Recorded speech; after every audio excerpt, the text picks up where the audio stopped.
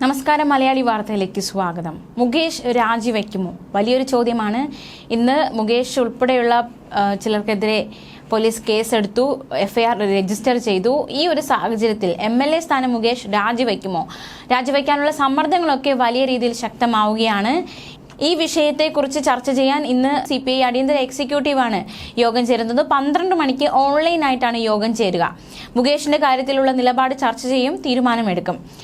നടിയുടെ പരാതിയിൽ ജാമ്യമില്ലാ വകുപ്പുകൾ അനുസരിച്ച് കേസെടുത്തതോടെ നടനും MLAയുമായ മുകേഷിനെ CPM കൈവിട്ടു തുടങ്ങിയിരിക്കുകയാണ്.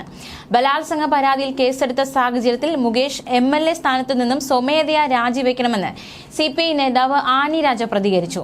മുകേഷ് രാജിക്ക് തയ്യാറല്ലെങ്കിൽ സംസ്ഥാന സർക്കാർ രാജി ആവശ്യപ്പെടാൻ തയ്യാറാകണമെന്നും ആനി രാജ പറഞ്ഞു. കോൺഗ്രസ് MLAമാർ രാജിവെക്കാത്തതുകൊണ്ട് നമ്മൾ രാജിവെക്കില്ല എന്നത് ബാലിശമാണെന്നും അതെല്ലാം വ്യക്തിഗത വാദങ്ങളാണെന്നും ഒരു കുറ്റകൃത്യത്തെ മറ്റൊന്നുകൊണ്ട് മറയ്ക്കാനാവില്ല എന്നും ആനി രാജ തുറന്നടിച്ചു. ബലാത്സംഗ കേസിലെ പ്രതിയെക്കുറിച്ചുള്ള ചോദ്യത്തിനുള്ള മറുപടിയും പരിഹാരവും അതല്ല എന്നായിരുന്നു ആനി രാജ സ്വീകരിച്ച നിലപാട്. അധികാരത്തിലിരിക്കുന്ന ഒരാൾ ഇത്തരം കുറ്റം ചെയ്തെന്ന് വരികയും സർക്കാർ അത് പരിശോധിക്കുമെന്ന് പറയുകയും ചെയ്യുമ്പോൾ അതിന്റെ സത്യസന്ധതയും നീതിപൂർവ്വതയും എല്ലാം ചോദ്യം ചെയ്യപ്പെടുന്നുണ്ട്. അതിന്റെ ഗൗരവത്തോടെ സംസ്ഥാന സർക്കാർ അത് കാണണമെന്നും ആനി രാജ പറഞ്ഞു. വിഷയത്തിൽ CPI സംസ്ഥാന സെക്രട്ടറിയുടെ ഒഴിഞ്ഞുമാറ്റം ചൂണ്ടിക്കാട്ടിയ വേളയിൽ CPI സംസ്ഥാന സെക്രട്ടറി ബിനോയ് വിശ്വത്തിന് വേണ്ടി പറയാനുള്ള ആളല്ല താൻ എന്നായിരുന്നു ആനി രാജ പ്രതികരിച്ചത്. അതിനുവേണ്ടി താൻ തയ്യാറാകുന്നില്ല എന്നും ഇടതുപക്ഷ നിലപാട് സ്ത്രീപക്ഷ നിലപാടാണെന്നും അത് മനസ്സിലാവാത്തവരാണ് ഇടതുപക്ഷത്തിനെതിരായ ആക്രമണമാണ് ലൈംഗിക അതിക്രമ ആരോപണങ്ങളെന്ന് പറയുന്നതെന്നും ആനി രാജ കുറ്റപ്പെടുത്തി. അതേസമയം LDF കൺവീനർ EP ജയരാജൻ ഈ വിഷയത്തിൽ പ്രതികരിച്ചിട്ടുണ്ട്. തെറ്റ് ചെയ്തവർക്കെതിരെ കർക്കശമായ നിലപാട് സർക്കാർ സ്വീകരിക്കും എന്നൊരു നിലപാടാണ് EP ജയരാജൻ മുന്നോട്ട് വെച്ചിരിക്കുന്നത്. സിനിമാ വ്യവസായത്തെ സംരക്ഷിക്കാൻ ഫലപ്രദമായ നടപടിയാണ് കേരള സർക്കാരിന്റെ ഭാഗത്തു നിന്നുണ്ടായതെന്നും രാജ്യത്തിന് മാതൃകയാണ് കേരള സർക്കാരിന്റെ നടപടിയെന്നും EP ജയരാജൻ പറഞ്ഞു.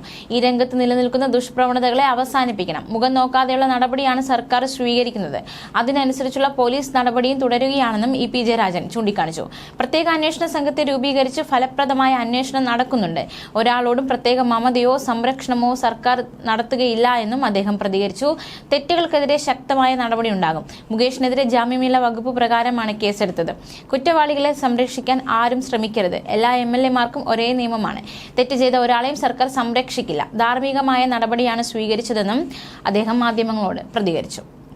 അതേസമയം ഈ ഒരു കേസെടുത്ത സാഹചര്യത്തിൽ FIRും കൂടി ഇട്ട സാഹചര്യത്തിൽ മുകേഷിനെ അറസ്റ്റ് ചെയ്താൽ രാജിവെക്കേണ്ട സ്ഥിതി, അത് പിന്നെ വേറെ അപ്പീലൊന്നും ഉണ്ടാകില്ല, രാജി ഉറപ്പാണ്. ആരോപണം ഉയർന്നതിനെ തുടർന്ന് ചലച്ചിത്ര നയ രൂപീകരണ സമിതിയിൽ നിന്ന് മാറി നിൽക്കേണ്ടി വരുമെന്ന സൂചന മുകേഷിന് പാർട്ടി നേതൃത്വം നൽകിയതിനു പിന്നാലെയാണ് പോലീസ് കേസെടുത്തിരിക്കുന്നത്. മുകേഷിനെ സംരക്ഷിക്കാനോ ന്യായീകരിക്കാനോ ശ്രമിക്കേണ്ട എന്നൊരു നിലപാട് CPM ഇപ്പോൾ സ്വീകരിച്ചു തുടങ്ങിയിട്ടുണ്ട്. അതിന്റെ ഏറ്റവും നല്ല ഉദാഹരണമാണ് ആനി രാജ സ്വീകരിച്ചിരിക്കുന്ന നിലപാട്.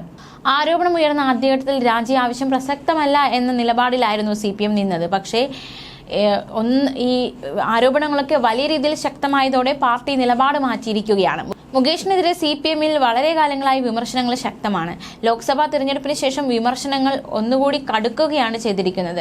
1.5 ലക്ഷം വോട്ടിന് NK പ്രേമചന്ദ്രനോട് പരാജയപ്പെട്ടതോടെ ജില്ലാ ഘടകം മുകേഷിനെതിരെ തിരിഞ്ഞിരിക്കുകയാണ്.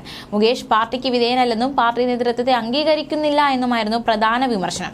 ഈ വിമർശനങ്ങളൊക്കെ നിലനിൽക്കുന്നതിനിടയിലാണ് ഇപ്പോൾ ഇത്തരത്തിലൊരു ആരോപണങ്ങൾ കൂടി നേരിടേണ്ടി വന്നതും രാജിവെക്കുക എന്ന സമ്മർദ്ദത്തിലേക്ക് അദ്ദേഹം കടന്നിരിക്കുന്നത്. എന്തായാലും രാജി ഇന്നുണ്ടാകുമോ എന്ന ചോദ്യം ഉയരുകയാണ്. CPM എക്സിക്യൂട്ടീവ് യോഗം ഇന്ന് ചേരും. ആ യോഗത്തിൽ എന്ത് തീരുമാനമാണ് എടുക്കേണ്ടത് എന്നതും ഏറ്റവും ശ്രദ്ധേയമാണ്. ന്യൂസ് ഡെസ്ക്, മലയാളി വാർത്ത.